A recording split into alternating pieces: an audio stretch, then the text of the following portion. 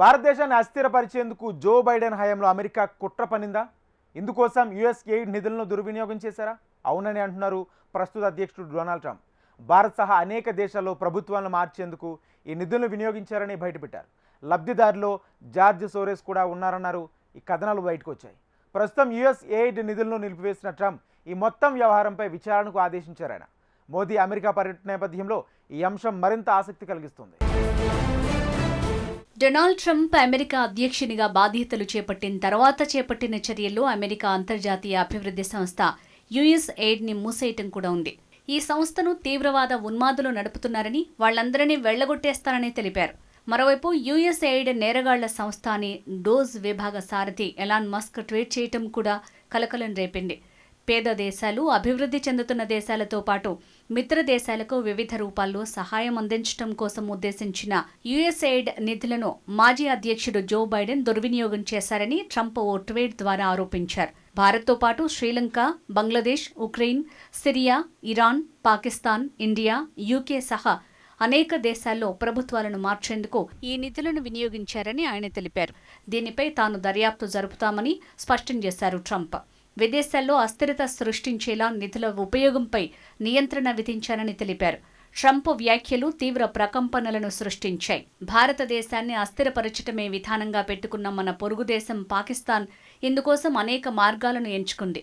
ఉగ్రవాదులకు శిక్షణ, అధునాతన మారణాయుధాలు ఇవ్వటం, నకిలీ కరెన్సీ వ్యాప్తి ఇందులో కొన్ని. ఇందుకోసం పాకిస్తాన్కు United states agency for international development ద్వారా అందిందని ఆరోపణలు ఉన్నాయి. తనకంటే ముందు అధ్యక్షుడిగా పనిచేసిన జో బైడెన్ హయాంలో ఈ కుట్ర జరిగిందని వెల్లడించారు Donald Trump. American billionaire George సోరోన్కు గత 15 ఏళ్లలో యుఎస్ ఎయిడ్ నుంచి $270 లక్షల అందించారని ఆరోపించారు. ఈ నిధులతో అల్లర్లు, అశాంతి సృష్టించి తద్వారా ప్రభుత్వాలను మార్చడం కోసం వినియోగించారని తెలిపారు. జార్జ్ సోరోన్ అంతర్జాతీయంగా మీడియా సంస్థలకు, ఇన్వెస్టిగేటివ్ జర్నలిస్టులకు నిధులను సమకూర్చుతూ ఉంటారని, ఇందుకు ప్రతిఫలంగా వారు వివిధ దేశాల ప్రభుత్వాలకు వ్యతిరేకంగా కథనాలు తయారు చేస్తారని ఆరోపణలున్నాయి. అక్కడి విపక్షాలకు కూడా నిధులను ఇచ్చి ప్రభుత్వాలకు వ్యతిరేకంగా ఆందోళనలు చేయిస్తుంటారనే విమర్శలు కూడా వచ్చాయి.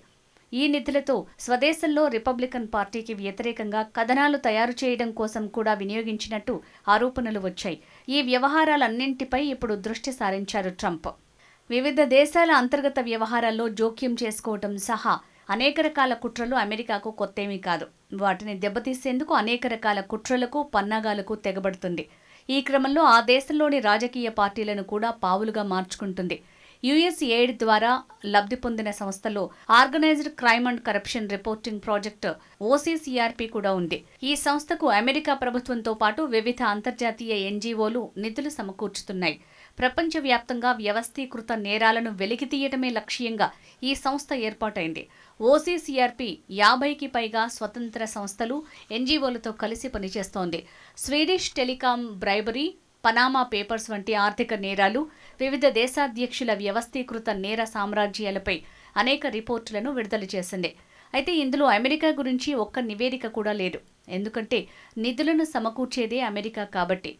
OCCRP భారత ప్రధాని మోడీ, బీజేపీలకు వ్యతిరేకంగా అనేక కథనాలను తయారు చేసిందనే ఆరోపణలు వచ్చాయి. దీనిపై కేంద్ర ప్రభుత్వం కూడా దృష్టి సారించినట్లు తెలుస్తోంది.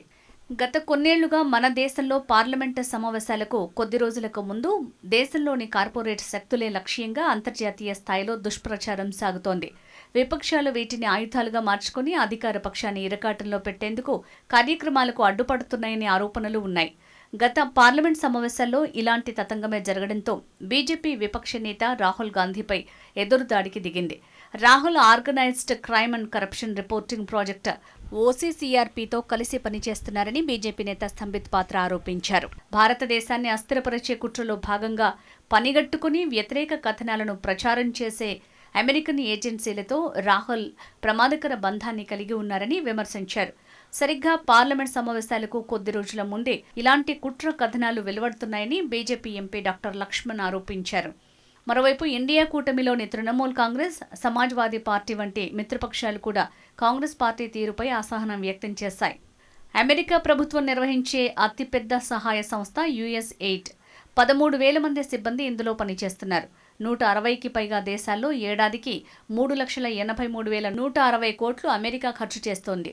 అమెరికాలో ట్రంప్ ప్రభుత్వం అధికారంలోకి రాగానే యుఎస్ ఎయిడ్ని నిలిపివేయాలని ఆదేశించడంతో ప్రపంచవ్యాప్తంగా మానవతా సహాయ కార్యక్రమాలపై తీవ్ర ప్రభావం చూపనుంది.